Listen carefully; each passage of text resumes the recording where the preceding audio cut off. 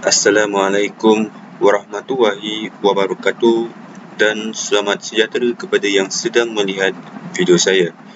Saya Muhammad Arif Zulkarnain bin Rosli dari kelas DRG 1A, nombor matrik 09 DRG 20F1035. Okay, ini adalah portfolio final project saya. So, saya akan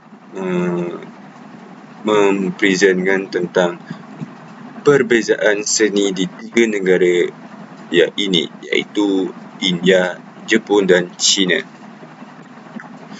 Yang pertama, seni bina di India.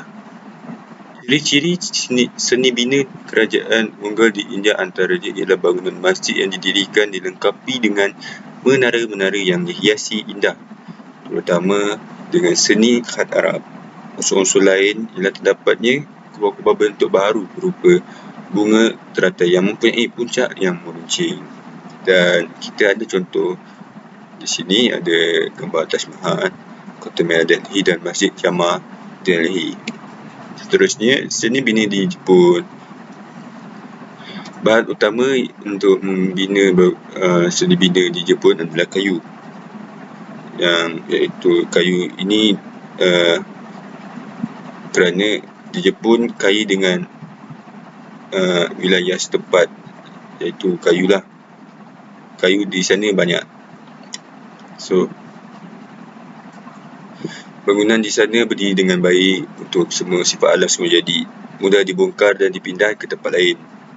Bumbung gembel tahan lama yang boleh menahan hujan lebat yang berat, dan bilah melengkung dibina di bawah pengaruh arkitek Cina, tetapi mereka lebih elegan di Jepun lebih elegan daripada China, arkitek China. So, semua bangunan sesuai dengan landscape Kandy paling kerap terletak di taman atau dibesarkan di atas air, di atas panggung. Arkitek kuno didirikan bukan objek individu tetapi seluruh kompleks. Seterusnya, seni bina di China. Seni bina di China merupakan satu yang unik. Ini kerana reka bentuknya agak berlainan dari tamadun lain, kecuali di sebelah Asia Timur dia lain sikit daripada China ni. So, secara umumnya seni bina China meliputi beberapa bangunan tersendiri seperti istana-istana, tempat ibadah dan taman-taman maharaja. Selain itu, kota-kota lama China seperti Anyang dan Chang'an juga direka berdasarkan pembinaan tembok-tembok besar bagi menghalang kemarahan musuh. Pada zaman dulu, kalau korang belajar sejarah, diorang bina tembok-tembok besar ni untuk mengelakkan kemarahan musuh daripada masuk ke tempat diorang. So, tajuk yang seterusnya adalah perbezaan sculpture antara negara India, Jepun dan China. Kalau sebelum kita mulakan, kita kena tahulah apa itu sculpture. Sculpture ataupun patung adalah karya seni 3 dimensi yang dibuat dengan bentuk atau menggabungkan bahan plastik, suara, teks dan ataupun cahaya. Umumnya batu atau marmar, logam, kaca, kayu ataupun kayu. Beberapa patung dibuat langsung dengan mencari atau ukiran yang lainnya digabungkan bangunan bersama dan menembak, dilas, dicetak ataupun dibuang. Patung sering dicat untuk lebih tahan begitulah konsep sculpture ni. Kita seterusnya, sculpture di India. Sculpture di India Arca yang pertama kali dikenali di benua India berasal dari peradaban lembah Indus pada 3300 hingga 1700 sebelum Masihi. Ini termasuk gadis tarian gangsa kecil yang terkenal. Walau bagaimanapun, angka-angka seperti perunggu dan batu jarang ditemui dan jumlahnya lebih banyak oleh batu-batu tembikar. dan anjing laut. Selalunya haiwan atau dewa digambarkan dengan sangat halus. So sculpture di India ni dia lebih kepada nak menggambarkan satu tu daripada haiwan ataupun dewa lah, dewa mereka. Diorang selalu ukir diorang punya haiwan dengan dewa lah. Tu di India. Dan di Jepun pula, arca Jepun mula dari patung tanah liat. Arca Jepun mendapat pengaruh budaya Jalan Sutera pada abad ke-5 dan mendapat pengaruh kuat dari arca Cina selepas itu. Pengaruh dunia barat diterima sejak zaman Meiji. Arca dibuat di kedai-kedai tempatan, digunakan untuk mengukir dan melukis. Sebilangannya patung ditemui di kawasan di hadapan rumah dan di sepanjang dinding bangunan penting. Macam Jepun pula, diorang ni buat patung dan kebanyakan diorang ni dah buat patung, lepas tu diorang beli, lepas tu diorang letakkan dekat depan rumah. Dan kita boleh lihat kat sini juga ada satu gambar, iaitu gambar Tamonten. Nama patung tu Tamonten. Di China pula, orang Cina telah membuat patung selama ribuan tahun. So, China dah lebih lama lah buat patung daripada negara-negara lain.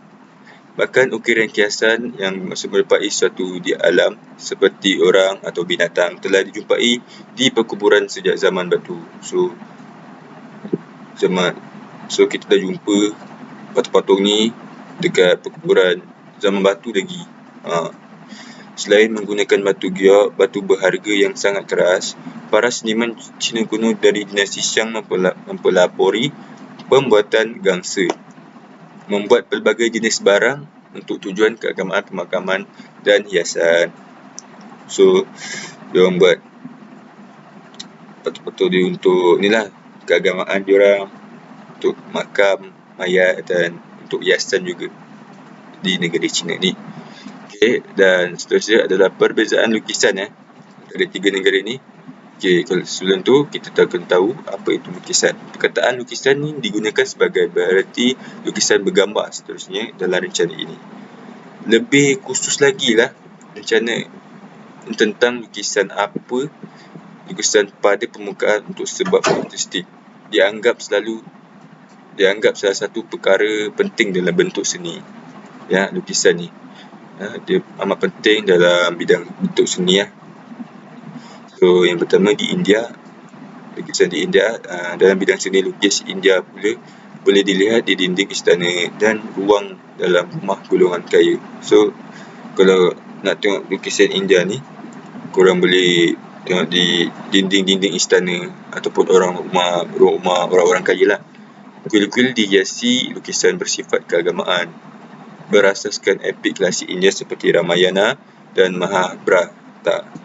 Contoh iaitu Gua Ellora, Badami dan Bak. Zaman Muslim merupakan zaman pemulihan seni lukis, iaitu penghasilkan seni lukis gaya Indo-Cina Parsi. So, kita tengok ada lukisan miniatur Rajasthani, iaitu ada gambar perempuan tengah buat apa tu, dan di sebelah kanan pula adalah lukisan miniatur Radha Krishna, macam ada tengah menari dengan tak silap tu macam dewa dia kot, muka hijau biru. Okay, seterusnya lukisan di Jepun. Lukisan ini adalah dipanggil The Great Wave of Kanagawa. Mungkin adalah lukisan Jepang yang paling dikenali yang pernah dibuat. Ini merupakan sebuah karya buatan Jepang yang paling menonjol. Okay, lukisan ini paling menonjol lah di Jepun. Lukisan ini menggambarkan gelombang besar yang mengancam kapal-kapal di pantai lepas prefektur Kanagawa. Seterusnya, lukisan di China. Sebuah lukisan China merupakan kombinasi seni puisi, kaligrafi, lukisan dan juga seni ukir cap. Dibahagikan kepada dua kategori. Ziyi iaitu bebas tangan, Gongyi menggunakan garis halus dan teliti dengan memberi perhatian kepada butir-butir. Teori estetik Zinyi menitik beratkan sentimen dan mengabaikan realisme. So, di sebelah kiri iaitu lukisan Zinyi yang bermaksud bebas tangan, dan lukisan Guangying di sebelah kanan iaitu menggunakan garisan halus dan teliti dengan memberi perhatian kepada butir-butir. So, ada perbezaan lah antara lukisan Zinyi dan Guangying ni. So, seterusnya perbezaan kaligrafi. Kaligrafi itu, apa itu kaligrafi? Kaligrafi itu adalah seni visual yang berkaitan dengan penulisan. Kaligrafi itu adalah penulisan. Ini adalah reka bentuk dan pelaksanaan huruf dengan instrumen sikat atau alat tulis lain dengan hujung lebar. 17 amalan kaligrafi kontemporari dapat didefinisikan sebagai seni memberi dan bentuk kepada tanda-tanda secara ekspresif, harmoni dan keterampilan. So, seterusnya kaligrafi di India. So, India. Kaligrafi India adalah tradisi India. Itu yang kita tahu. Bentuk seni telah melayani pelbagai tujuan sejak awalnya pada abad kedua sebelum Masihi, termasuk pertindihan, teks agama dan sebagai bentuk komunikasi asas. Kita boleh tengok tulisan India, dia ada macam bentuk, ada bahasa-bahasa dia, bentuk dia macam ada macam tulisan Jawi sikit lah. Begitulah. So, seterusnya kaligrafi di Jepun. Shadow. Apa itu shadow? Shadow kaligrafi, Jepun juga disebut suji, adalah bentuk kaligrafi atau tulisan artistik dari bahasa Jepun. Sejak sekian lama, kaligrafi yang paling dihormati di Jepun adalah Wang Jingyi, seorang kaligrafi Cina dari abad ke-4. Tetapi setelah penemuan hiragana dan katakana, suku kata unik Jepun, sistem penulisan khas Jepun yang dikembangkan dan kaligrafi menghasilkan gaya dan estetik kepada Jepun. Istilah shadow, cara penulisan, berasal dari bahasa Cina kerana digunakan secara meluas untuk menggambarkan seni kaligrafi Cina pada zaman dinasti Tang dan abad pertengahan. Itu adalah kaligrafi di Jepun. Dan seterusnya kaligrafi di China. Kaligrafi di China diberi penghormatan yang paling tinggi di negara China. So, kaligrafi ni di negara China, kaligrafi ni diberikan penghormatan yang paling tinggi lah. Dan dianggap mempunyai keunikan dalam dalam membayangkan kemurnian dan kualiti seorang ahli kaligrafi dari segi pemupukan personaliti. Menikmati seni ini juga memerlukan kualiti seorang yang tinggi dan murni serta sensitiviti estetik yang luar biasa lah. Dalam sistem pendidikan lama, salinan spesimen kaligrafi dari pakar kaligrafi yang terkenal dibuat dalam bentuk buku untuk diteruk oleh para pelajar. So, dekat China ni, diorang membukukan kaligrafi diorang, kaligrafi yang terkenal lah, dibukukan untuk diberikan kepada pelajar untuk meniru lah, bagi dia tahu cara penulisan kaligrafi pada zaman dulu. Seterusnya, perbezaan falsafah antara tiga negara iaitu India, Jepun dan China. Falsafah di India. Semua darsana menemui bahawa meskipun manusia berusaha dengan sungguh-sungguh, kehidupannya penuh penderitaan. Oleh itu, matlamat utama darsana ini adalah untuk melepaskan diri daripada penderitaan, bukan sahaja untuk sekarang tetapi untuk selama-lamanya. Ahli-ahli falsafah Hindu telah mengalami diri mereka sendiri untuk mencari matlamat falsafah. Matlamat hiduplah, matlamat hidup diorang. Kaedah utama falsafah Hindu ialah tapas, disiplin rohani, sravana iaitu mendengar kebenaran daripada guru-guru, dan manana, penghayatan ilmu. Ahli-ahli falsafah itu juga menyedari bahawa akal manusia mempunyai hadnya, iaitu ia bukan sumber ilmu yang bebas dan tulen. Oleh itu, mereka bergantung kepada Shruti atau Veda untuk mendapatkan ilmu. Dengan bantuan akal fikiran, mereka cuba memahami maksud Veda. Usaha mereka berhasil apabila apabila dengan mengikuti ajaran Veda, mereka berjaya mengatasi penderitaan dan kesengsaraan hidup dan akhirnya mencapai kebebasan diorang. Namun interpretasi berlainan Veda telah melahirkan mazhab-mazhab yang berbeza. So, itulah akibatnya. Kini, semua mazhab ini telah disatukan di bawah 6 mazhab yang dikenali sebagai Sandarsana. So, di India pun ada mazhab. Seterusnya, falsafah di India. Ahli falsafah Jepun falsafah di Jepun. Falsafah di Jepun secara historis berinteraksi secara intensif dengan banyak falsafah di luar batas asal mereka. Yang paling menonjol adalah orang Cina, India, Korea dan Barat. Oleh itu, mereka memperoleh banyak idea dan teori yang dapat digunakan untuk mengembangkan perspektif falsafah mereka yang tersendiri. Akibatnya, para ahli falsafah Jepun selalu menyesuaikan diri dengan hubungan intim antara budaya, cara berfikir dan pandangan dunia falsafah. Seterusnya, falsafah di China. Falsafah China berasal dari zaman musim semi dan musim gugur dan negara-negara berperang dalam tempoh yang dikenali sebagai 100 sekolah pemikiran yang dicirikan oleh perkembangan intelektual dan budaya yang ketara. Walaupun banyak falsafah Cina bermula pada zaman Wallenstein, unsur-unsur falsafah Cina telah wujud selama beberapa ribuan tahun.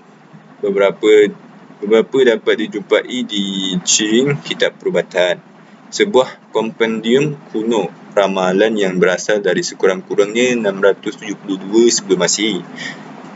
Ketika era Wallenstein inilah yang disebutkan Simatan sebagai sekolah falsafah utama Konfusianisme Cina, legalisme dan Taoisme, bersama dengan falsafah yang kemudian jatuh ke dalam kegelapan seperti pertanian, Maoisme, naturalisme Cina dan ahli logik. Bahkan dalam masyarakat moden, Konfusianisme masih menjadi pegangan etika bagi masyarakat Cina. Dan itu saja dari saya. Dan ini adalah sumber yang saya jumpa di internet. Dan saya ambil dari internet. Dan itu saja daripada saya. Sekian, terima kasih. Assalamualaikum dan bye-bye.